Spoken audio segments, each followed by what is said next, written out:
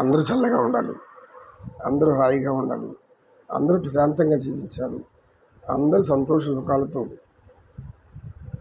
ఎటువంటి చీకు చింత లేకుండా తగినంత ఆహారానికి లోటు లేకుండా భగవంతుడు కాపాడాలి. పేదవారని ఎవరు లేకుండా చేయిస్తాను. గోవింద గోవింద. వినరో భాగ్యము విష్ణు కథ,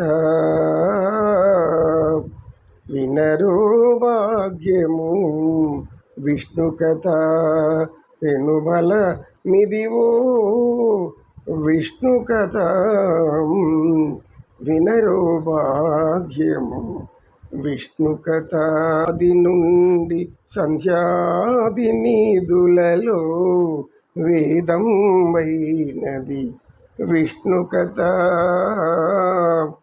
ఆది నుండి సంధ్యాది నిధులలో వేదం వైనది విష్ణు కథ. నారించేనిదే నారదాదులచే, నారించేనిదే నారదాదులచే వీధి వీధులని విష్ణు కథ. వినరో భాగ్యం విష్ణు కథ. గోవింద గోవింద. ఇలాంటి బ్రహ్మాండ నాయక. మానవులు తమకిచ్చిన మానవ జన్మను సార్థకం చేసుకోవాలి. అంటే సృష్టిలో ఉన్న సకల జీవరాశుల్లో మానవుడు ఉత్తమమైన వాడని మనసులో ఇచ్చి ఉండాలి.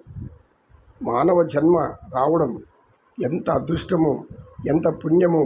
ఆ మానవ జన్మను సరైన పద్ధతిలో ఉపయోగించుకోకుండా అంతే భగవంతుడు మనిషిగా ఇచ్చాడు. మనిషిగా ఇచ్చాడంటే అర్థమేమి? మనసున్నవాడిగా ఉండాలని. మనసున్నవాడంటే అర్థమేమి? మానవత్వం కలిగి ఉండాలని. అమానుషత్వం ఏమవుతుంది? తర్వాత నిర్మానుష్యం అయిపోతుంది. ఎవడైతే అమానుషత్వం ప్రదర్శిస్తాడో చివరకు జనాలు లేకుండా నిర్మానుష్యంగా వాళ్ళు మాత్రం మిగులుతారు. మానవ జన్మను సార్థకం చేసుకోవాలి. మంచిగా బతకండి, అందరూ మంచిగా ఉండండి, మంచి మాటలు చెప్పండి, మంచి పనులు చేయండి, అందరినీ మంచి దృష్టితో చూడండి. భక్తి లేనివాడికి అధికారం ఇస్తే ఏమవుతుంది?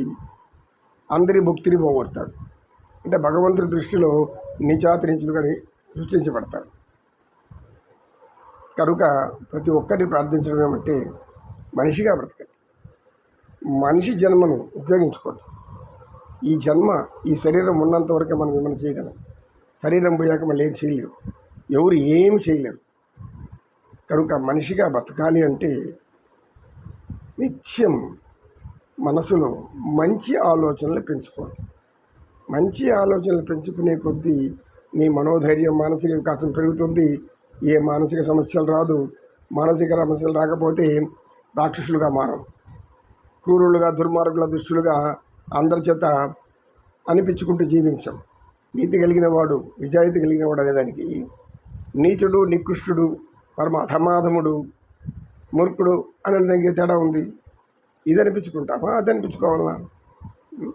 స్త్రీలైనా పురుషులైనా ఎవరైనా సరే ఒక్కసారి పతనం అయితే మళ్ళీ మంచి పేరు రాదు. ఒక్కసారి మంచి పేరు తెచ్చుకుంటే అది నిలుపుకోవడానికి జీవితాంతం కష్టపడాలి. మంచి అనిపించుకోవడానికి జీవితాంతం కష్టపడాలి. చెడు అనిపించుకోవడానికి కొన్ని క్షణాలు చాలు, కొన్ని మాటలు చాలు. నిన్ను నీచాతి నీచులుగా సమానం నిలబెడుతుంది. ఈ సమాజం అంతా కూడా భావితరాల్లో ఇలాంటి దుర్మార్గులుగా ఉన్నారా అనిపిస్తుంది.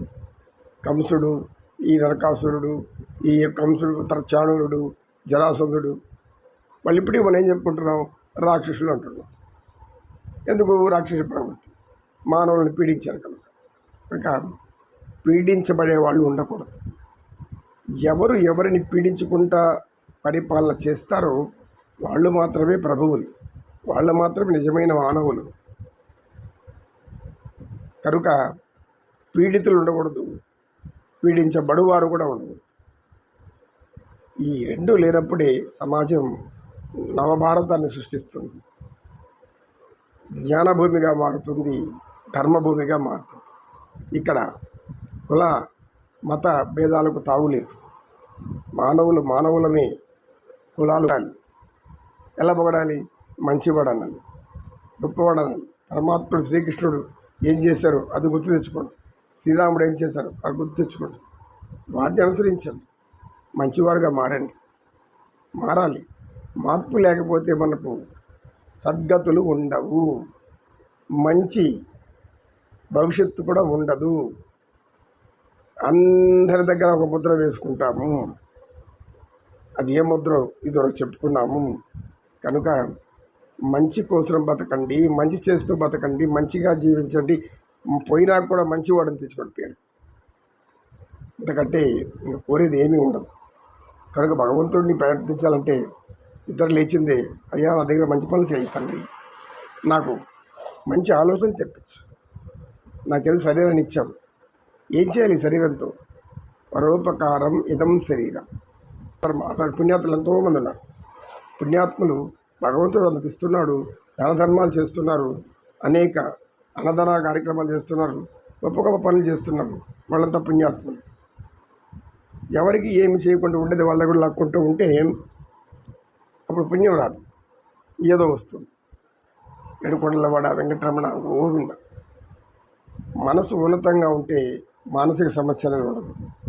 మానసిక సమస్య వచ్చింది అంటే వారి మనసు సరిగ్గా లేదు, వారి ఆలోచన సరిగ్గా లేవు, వారు చేసే పనులు కూడా సరైనది కాదు, ఎప్పుడు కూడా ధర్మ విరుద్ధంగా ఉంటాయి. అప్పుడు ఏమవుతుంటే మానసిక రోగం పెరిగి పెరిగి పెరిగి పెరిగి ఒక భయంకరమైన మానసిక రోగిగా మారిపోతాం. అంతకంటే ఏం. మానసిక రోగి అయితే ఏం చేస్తారు? మానసిక రోగం పెంచుకొని తోచినట్లు ఏది మంచి చేయకుండా చూసుకుంటూ పోతూ ఉంటారు. ఆ పోతూ ఉంటే మళ్ళీ ఏం జరుగుతుందో భగవంతుడు చూస్తాడు.